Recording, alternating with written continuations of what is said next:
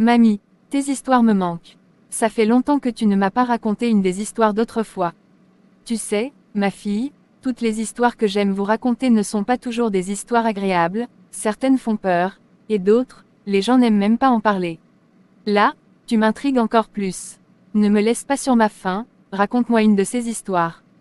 D'accord, je vais te faire plaisir. Mais je te préviens, ne viens pas te plaindre si tu ne dors pas cette nuit. Je dors comme une bûche, rien ne me fait peur. Il était une fois, il y a longtemps, au Koweït, à l'époque des maisons en terre et des cours intérieures avec des arbres de jujubier, un homme appelé Abu Jamal. C'était un homme bon, qui vivait avec sa femme Jamal et leurs 3 enfants dans une vieille maison. Une de ces maisons anciennes entourée d'un grand mur. Cette maison était sûrement hantée. Personne n'en était sûr, mais ma fille, les gens disaient que l'arbre de jujubier au milieu de la cour, abritait des habitants invisibles. Des djinns, oui, mais Abu Jamal ne croyait pas à ces histoires.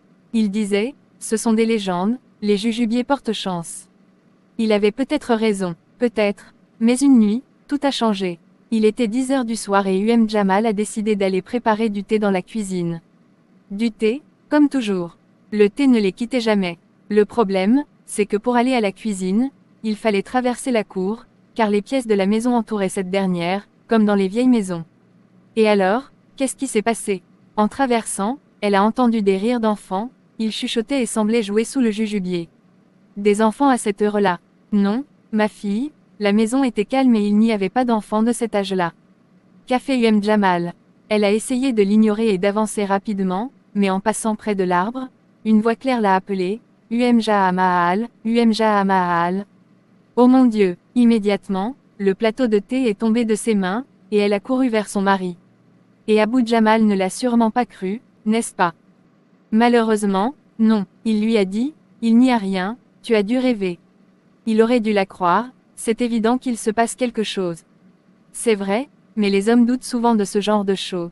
Les jours ont passé, et Jamal avait de plus en plus peur. Elle évitait de passer près de l'arbre. Oui, chaque soir, elle s'enfermait dans sa chambre et n'en sortait pas. Même si elle avait besoin d'aller aux toilettes, elle attendait le matin.